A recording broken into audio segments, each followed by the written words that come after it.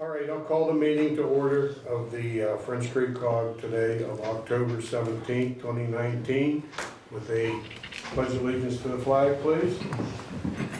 I pledge allegiance to the flag of the United States of America and to the republic for which it stands, one nation, under God, indivisible, with liberty and justice for all. Yeah, you know. All right, the first thing on the agenda is approval of minutes of July 18th, and there is a correction on that. And the correction needs to be, I'll go down and I'll read it. There's supposed to be a PSATS fall forum, and they have it as held at Conneaut Lake, PA, and it's at Meadville Country Club. The one at Conneaut Lake is October 30th. So that is the correction. I think the only correction, I think everything else is fine. I'll make a motion to approve the minutes as corrected. Okay, seconded. Any further discussion on that? Hearing none, all in favor? Aye. Opposed? The ayes have it. I need on the treasurer's report, it is enclosed in your packet. Need action on that. Lori, anything you want to say? Right now, we have already paid, well, actually, we're going to, that's what we forgot about, is we have to ratify the payments for Manhattan Tango and for the Yes. police department. So we forgot about that. And You remember what they were? no, I just quit writing. Fred, can I have your pen? Whoa! We knew it was going to be an issue, didn't we? Thank you. Okay. Keep it. The grant application that was submitted by Jill, they needed the canceled checks from Mahatango first and the donation to the auxiliary police department. So we went ahead and processed those payments. Those need to be ratified today, but we had enough in the account to pay for everything. That's for the tire recycling. For the Yes. tire recycling event, yes. Actually, the dollar amounts are in here. Okay. Oh, thank you, you're terrific. Mahatango was $29.65, and the donation to the auxiliary police was $100. Okay. Can I have a motion to make those payments? So moved. Sean, Second. seconded by Dick. Okay. Okay. Any further discussion on those? Hearing none, all in favor? Aye. Opposed? The ayes have it. And well, I need a motion for the treasurer's report as submitted. I'll make that motion. Christopher? Second by Fritz. Any further discussion on the treasurer's report? Hearing none, all in favor? Aye. Opposed? The ayes have it. Now you gotta do the budget. Yeah, we have the budget for 2020, didn't change anything on it. The PA COG dues will be $200, the approximate price for the website is $200, and advertising cost is $100, so we have $500, and there is still enough money in the account to cover everything. So it looks good right now. I need a motion to approve the budget as enclosed. I'll make that motion. Fritz, seconded by Dick. Any further discussion on the budget? Hearing none, all in favor? Aye. Opposed? The ayes have it. Advertised 2020 meeting schedule. The dates are enclosed in the back. Our next meeting will be January 16th, 2020. Coming before you know it. Yes, I know, it that's is. what I thought too. 2020, wow, what a decade. Yeah, I know. Okay. I need a motion to advertise that meeting schedule. So moved. Dick, Second. seconded by Christopher. Any further discussion on the meeting schedules? Hearing none, all in favor? Aye. Opposed? The ayes have it. I need a motion to authorize the administrative secretary to send delegate selection letters in December. That's for the chairman, secretary, treasurer, and all that. I believe that's what it is, isn't it? This actually goes to the municipalities so that they can Yes. submit who the delegates are. So moved. Seconded by, Second. oh, John. Spread it around. Any further discussion? Hearing none, all in favor? Aye. Opposed? The ayes have it. Now, we're going to go to the PA Community Rights Network, and Melinda Clatterbuck is going to give us a little presentation. Yeah, hello, welcome. Fritz, Mm-hmm. Christopher, Dick, Sean, Wow. Lyle, Lori. And Okay. I'm I'm sorry, I should have had an introduction of everyone and I didn't. That's my Oh my fault. gosh, well, there are so few of you that I thought, because I'm hoping to have some question and answer after the presentation. So my name's Melinda Harnish Clatterbuck. I am from Lancaster County, in the southern end, rural area. I live with a lot of Amish. And I'm an associate pastor at Community Mennonite Church. So don't look at the paperwork yet, please. We'll get to that, and I'm keep leaving it with you so you can read it later. I just want to do a little spiel first. So I'm an associate pastor at a Mennonite church, Anabaptist, liberal. And I am the president of the Pennsylvania Community Rights Network. How I got involved was 6 years ago. I live in Lancaster County in the house that I grew up in. My dad bought the house in 1971, so I was 1 year old. You can do the math how old I am when we moved there. And we built the house. We pulled rocks out of the creek. The whole outside is stone. My dad did all the masonry work, so it's this beautiful home. We tore a barn down. And it's on 8 acres of woods with no neighbors. We're surrounded by conservancy property right now, so it will never be developed, in a little hollow with the Tuckahoe Creek running through our property. It's lovely. My father died 15 years ago. We bought it and moved back. We'd been in Montana, worked on an Indian reservation for years, Wichita, Kansas, lived in DC, lived in the Lehigh Valley. So in my married life, 23 years of marriage, we've traveled a lot across the state, or across the country. After we lived there a few years, we had a knock on our door from a surveyor who said this 42-inch transmission line was coming through our property. They were going to cut our trees down, and it was Williams Company. It was Marcellus Shale gas coming from Marcellus Shale region to the eastern seaboard for export. But they were taking people's land through eminent domain. And so I'm a very white, privileged, middle-class woman. I grew up, I went to college, I've had middle-class jobs. That's kind of slipping some. My husband's a religion professor. And I thought, oh, this is America. Like, I don't want it on my property. Property rights, like, trump almost everything. Like, no, you cannot put this pipeline here. And started realizing how the system works in our country, that large corporations have been given the right to kind of roll over property rights and lots of other things, especially in Pennsylvania and especially the industry. So my awareness increased. I knew there were injustices in the world, but I didn't realize the system was set up how I learned that it was in the process. We spent 5 years trying to stop the pipeline. We went through the FERC process, the Federal Energy Regulatory Commission, which regulates pipelines that go across state. And they asked for our comments, and we put in over 6,000 comments, and over 98% of them were against the pipeline. And then we realized that doesn't matter what we want. FERC really only cares about damage that's done to the environment and a price tag they could put on it to charge the industry for any kind of impact they have on the environment. But FERC has never said no to a pipeline project because of the impact on the environment. They only put price tags on it that the industry has to pay. Besides that, we realized that our local officials could do nothing to stop it. We went to our supervisors. Tom here is a supervisor in Highland Township. This is his wife, Judy, and they've joined the board of the Community Rights Network recently.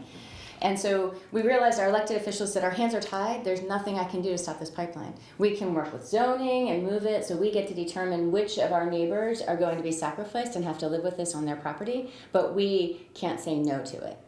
And I had trouble understanding that. Like I was sad to realize that our elected officials actually were more concerned about a corporation in Oklahoma having a right to do on my property what that industry wanted than for me to do on my property what I wanted. And so I found the Community Rights Network and started working with them. And what we did was we started going to Harrisburg and saying, we have some legislation that we'd like you to consider, meeting with legislators. And the one that is in your packet is called the Right to Local Self-Government. And this legislation suggests that local communities like ours should have the power to pass laws above and beyond the state and federal preemption limits. So rather than how the relationship now between the municipality and the state is that it's like a parent to a child, that the parent tells you what you can and you can't do, and you are bound by those limitations. And we say, well, that's okay, but sometimes the state doesn't know my community and doesn't know what's best for my community. And so that boundary you have is great, but it should be not a ceiling but a floor, that we should be able to pass laws beyond that, saying in these ways we're going to extend the power we have to protect the health and safety and welfare of our communities. And that's what this legislation is about. Representative Otten in Chester County just introduced it. And we have a couple people who have just signed on. This is just in the past couple of weeks, so it's just beginning to, we're beginning to ask for other legislators to sign on. It's in the House right now that it's being introduced. And what we're trying to do is just let local communities know what we're trying to do to give them more power, to have more control over what happens in their community. When we had the press conference in Chester County 2 weeks ago, one of the people that spoke was from Moms Demand Action. And one of the things that surprised me that she said was that our legislators in Harrisburg have passed laws saying that no one can enter the Capitol building holding a gun, carrying a gun, except for police officers. But it is illegal for you in this municipality to pass a law saying that people cannot come in this building if they have a permit to carrying a gun. So to me, I feel like those in Harrisburg are passing laws that protect them, but have taken the power away from you to pass laws that would protect you in this community, if that's what you wanted to do. It's that kind of thing that this legislation would get at, to give you power here to make some decisions. Tom and Judy, do you have anything to add? Well, I'm a township supervisor in Highland Township, Elk County, and we fought a fight for 5 years. Our company wanted to put a wastewater injection well in our township, half a mile from the small city's water supply. Our township has 900 residents, so we're a small country township. We fought for 5 years and we lost. So I have to say, I'm trying to make this short, I fully support her in what we're doing here. You may have heard of Grant Township in Indiana County, where they passed a law at the municipal level saying that an injection well could not go into their community. The supervisors passed this law. The injection well was proposed and permitted by the DEP, and it would be right against the aquifer that provides water to all 600 people who live in the community. And so they passed a law saying, this is going to threaten, this will inevitably threaten our water and the health of the water that we drink. And if we lose our well water, we don't have water here. And so they passed a law saying this is illegal. Well, PG&E sued them, and the DEP sued the township. Yes. Because the DEP had given the permit and said that you're violating our right to issue this permit to the industry to put the wastewater in this injection well from fracking wastewater. And it's still in the courts, but the judge decided that the community does not have the right to pass this law, that it's illegal, and also slapped the lawyer defending the community with a $52,000 fine for wasting the time of the courts and them trying to defend their environment and their water source. So it makes me question how the system is working and who has power, and how we protect our water and how we protect our lives in the communities in which we live. If we don't have the judicial backing, if we don't have legislators backing us, and if the regulatories aren't protecting us, how do we do that? So that's what this is trying to get at, some of those protectives. So what questions do you have? It's a lot of information. And I'm open, for pushback. Like, it's new, and you could be like, oh, I love the DEP. And if We you hear do, that all the time. well, I have one more story about the DEP. So with our pipeline, the Atlantic Sunrise, it was called, and it was almost all for export. They took a bunch of people's land through eminent domain. Organic farmers lost their organic status. So they lost their businesses, sold their homes. People who were going to subdivide and give to their children cannot do that anymore because the pipeline goes through where they would have subdivided. Like, the stories are tragic and sad, and you think this doesn't happen in America, but it does. Well, in Lancaster County, we are the 15th worst community in the nation for air quality. Farming, industry, 15 in the nation, worst. And so the construction of this pipeline, even just digging up the dirt, would push the federal limit, push the pollutants in the air above the federal limitations. And so the DEP had to issue an air quality permit. And they're like, well, this is going to violate the federal law. So what they did, and the DEP did this, they went to the industry and said, we have a workaround for you. There's a community 100 miles away in Maryland that never gets to their threshold of destroying the air quality. You can pay us to buy credits from them, and we'll call it all equal. My kids have asthma. And so that's what they did. The industry paid the DEP. They issued the air quality permit, and they continued with their construction, which increased the pollutants in the air that we breathe. And those with asthma and other respiratory issues had increased issues because of that. That's how the DEP works, and that's what's frustrating to me. That it's not about being concerned about the community and people who live here.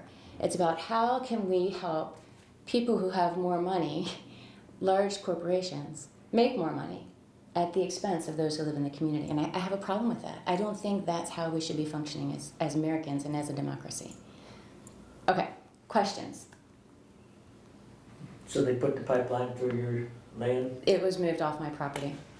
It was rerouted, nothing to do with me, but because the Conservancy, Lancaster County Conservancy, surrounds our property. They met behind closed doors with the industry. When they came out, they wouldn't speak out against the pipeline, but it was moved off their property. So it was moved off mine. That was less than a year into the fight, and continued to be a leader in the movement against it for the next 5 years, because it's not about my property. I don't think it's right on anyone's. Yeah. But now the pipeline is in and gas is flowing through it. And the advertisements, they had billboards up everywhere. Heating 1.7 million homes. It was going to India and Japan. So maybe you're heating homes in Japan, but it's not for Americans. And so, there are other issues with that, but other questions? You can look at the packet now. I know I forbade you to before. Thank you for listening. I'm a rules follower too. So in the beginning is the House bill. It's called House Bill 1813. Please read over it when you get a chance. The next, the third page, because that's 3 pages long, the third page is just some frequently asked questions that you might want to read over about the legislation. There's an LTE, a copy of an LTE that was published in Penn Live that kind of lays out why we think this is important. And then we have 3 copies of sample kind of resolutions or support that you as a supervisor could sign individually saying, I'll lend my name to this, I support this legislation, and get it back to us, and we will be collecting names of support when we go to Harrisburg and talk with legislators there. There's one, if you know any community groups that you think would sign on, we have a resolution for them to sign. And then we have one if you'd like to pass a resolution as a supervisor in your municipality. If all of the supervisors would agree to say, this legislation is beneficial to us, we support it, you can pass a resolution saying that and let us know that you've done that. I have business cards I'm gonna pass out to you and say that you are welcome to contact me at any time. I have a colleague, Chad Nicholson, who's here in Pittsburgh, so he's a little closer than I am, and he's also available for questions.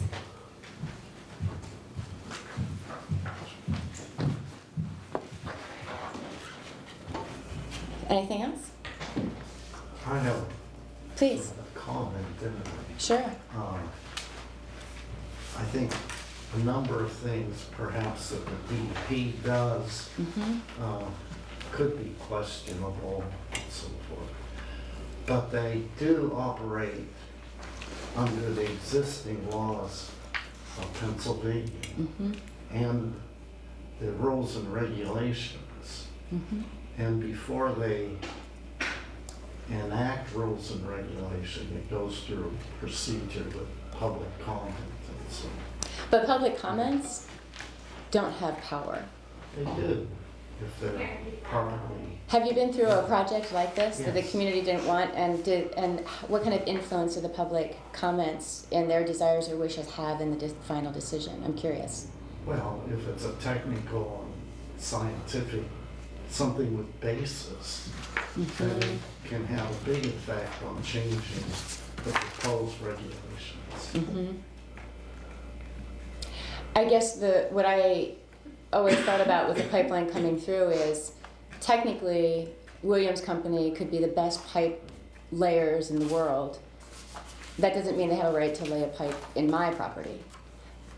Like just because you're a great dentist who does great root canals doesn't mean you get your hands in my mouth if I don't need a root canal or want it, right? But they're operating under the laws.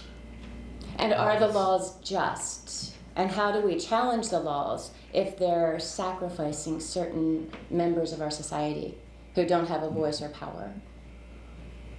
Well, there's procedures you've gone through. So I'm not trying to defend. Yeah. I'm just saying that our agencies like the DEP are working within their mandate. Right. So Yeah. if, for instance, if this injection well, I don't know the procedures or what they're proposing. Right. It's the first time I've heard it. But if that injection well is being developed to safeguard your water supply, maybe your water supply is 100 feet down. Maybe they're injecting 2,000 feet down. And between that 2,000 feet and your water supply are all sorts of tight formations that don't allow the water to mix. And perhaps the injection site is in a saltwater formation anyway. And they're injecting salt water down. Right. These are technical things that the DEP has been assigned to protect and to. The DEP also is very short-staffed, and they don't do pipeline inspections as they're supposed to because they don't have the people to do it, and they don't do the inspection of injection wells because they don't have the people to do it. And there are regulations, but injection wells for wastewater fracking have only been used a short time, and inevitably they've been causing earthquakes throughout the country, and absolute direct tie to injection wells and increased earthquakes where there were none before, and leaking into people's water. Because no matter how safe they are, they still have begun to leak everywhere, all across the country, Texas, Oklahoma, Pennsylvania. So that's great that they'll do the best they can, but if it's my well water and I see that the leaking is happening in all places across the country, and I hear other people's stories about how they don't have water and their houses are worthless because they don't have water and the industry is not being held accountable, I don't want the injection well ruining my water. Even if the DEP says we're doing the best we can, sometimes that's not enough. Do you have any thoughts on the injection well? Because I know you've done some work with that. Yeah, we fought our injection well for 5 years. We went through the process, legal process. We had people write formal complaints, send them to the EPA, or DEP, and the EPA, and our complaints were answered. And you're completely right. They follow the rule of law. They cannot restrict a wastewater injection well. They can regulate it, but they cannot restrict it. That's the laws. And you're again correct. Our wastewater injection well is like over 2,000 feet deep. It's below the aquifer. Mhm. But in our area, we have had, for 100 years, we had the oil boom out there. And there's a lot of oil wells that nobody knows where they're at. They're not plugged properly, they're no longer used. So the concern is, yes, the company that's putting down this toxic waste does a good job. I looked at their site, it's beautiful, it's perfect, it's clean. And anytime you talk about a leak, they say, oh no, our well won't leak. Well, that could very well be true, but that's not the whole issue. The issue is they're injecting a concentrated slurry of radioactive stuff, toxic chemicals, under pressure. They're allowed to do that, their permits for 10 years, they're allowed to do that for 10 years. After the 10 years, they could either renew the permit or put the lid on it and walk away. But one of the issues is they're injecting this under pressure. The problem comes in where all these orphan wells are, they're gonna come back out. And since they're not properly plugged, they're gonna get into the water system. Whether they come out the top or into the aquifer, that's the big issue. And you bring that up and says, well, we plugged all that we know of. Do you know of any? Well, no, I don't know of any. I've never been in the oil industry. But we lost a fight. We held it off for 5 years, I can say that, and we ended up lost. The company does a really great job. It's like I said, it's clean. It's a perfect looking injection well, but they can't control what's under the ground. That's how we see it.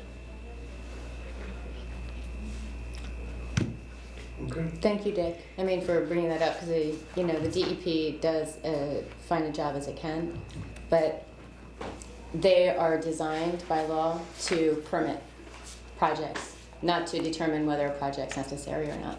If the industry has all the I's dotted and the T's crossed, they issue the permit. It's a rubber stamp, and the rest of us sometimes suffer because of it. We'd just like to challenge that a little bit more to give people more power. Okay. Yeah. Thank you, Thank Lyle, you. so much. Yeah. Thank you. Anyone else have any other questions? I had a question. I was just wondering, when they put the pipe across your land, do they pay you? Do people get compensated? They do sometimes. The people who had their land taken through eminent domain a year and a half ago still haven't been paid. So those who held out, they haven't been paid. But other people went into a lease agreement with the industry. It's a one-time payment. It's not ongoing. They That's what I was have, just wondering. and they tout, well, if pipeline comes to your property, it's still your property. You have all these regulations of what you can and can't do on your property now, and they say, well, you still pay taxes on it, and it's a one-time payout, and that's it. Okay. Yeah. Thank you. Just wondering, you're the only one I know this. Yeah, I mean, it's not something. yeah, and it's private. They usually sign a non-disclosure, so nobody knows what anybody else has gotten, and you sign an agreement saying you won't tell anybody else what you've gotten. If we're done with this, then we'll go on to our COG tire event PowerPoint presentation. You have a PowerPoint presentation? Well, it's just me. Love the PowerPoint. It's just me, it's not a PowerPoint. We recently had a tire collection at the fairgrounds. It was the council governments put it on. I think it's our 4th or 5th one. And we've been doing it every other year now. And it's just to get the tires out of the community and you get them, the ones people have laying around their houses, and actually the DEP does give us money for that. That's great. Right. Yeah. We've had a lot of people help us with this event. Tim Hortons donated coffee and donuts. Kyle's donated a porta potty. Crawford Heritage Foundation gave us $1,500 towards the event, and the DEP is $2,500 grant after this is all said and done. We charged $2 a tire. It was $1, and I think one time it was actually free. But $2, it's a really good deal to get rid of your tires, It is because Salisbury Township and their cleanup day charges $4. and people are happy to pay it. Yeah. What do you do with them? We send them, this company comes and takes them and I think they grind them up. They use them for mats and stuff. Yeah. I'm in the industry, not in that industry, but I do know that they use them for, Playgrounds and things like that. yes, that kind but when they burn them when they make steel, because it burns hotter than coal. They burn, I know that they grind them up and make chips out of them like that, but I don't know that that's what these ones happen, but I do know they do that. The Crawford County Commissioners provided the fairgrounds at no cost for us. And, people came and worked for free. A lot of us did, I did, and he did, and Lyle did. And, auxiliary police from the city of Meadville came, and we gave them a And donation. Meadville's football team came. Yes, we had the football team and the juvenile Wow. probation came and helped us too. And, the football players are really good to help because they're young and they don't mind jumping in the back of a truck and unloading tires for us. Let's see.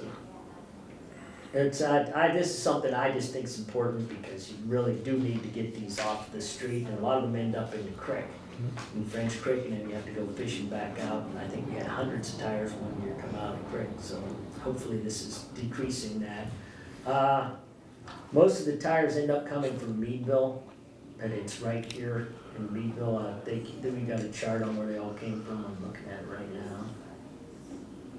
Westmead Township had 387, City had 281. Vernon only had 28. Hayfield Township had 31. We had people from Springboro this year, they brought 22, and Copperton had 27, and all the way out Steubentownville area had 12. So we had quite a mixture this year from all over the place. Something that I have noticed is it seems to be less and less people, and there's less and less tires, and I don't know if we're just getting them off the street or if the people are actually getting rid of them when they have a chance, when they change their tires, but I don't know that we need to do it every 2 years, maybe 3.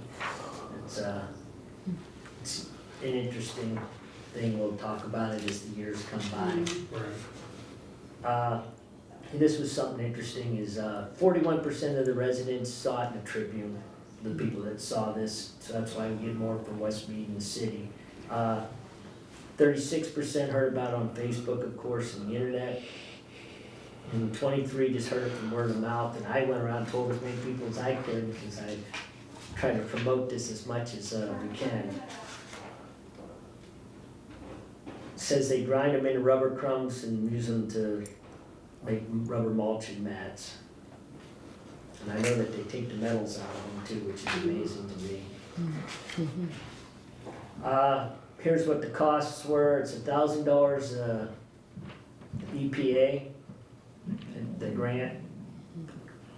The Crawford Heritage gave us $1,500, and we collected $1,500 in fees the day of the event. And the tire to actually pay them is $2,900, $2,965. And then we have to have insurance that day, which I never knew until I got involved in this. I never knew. It was $327 just for insurance. For 1 day. Yeah, it's just for a few hours, really. And then we give a donation to the auxiliary police.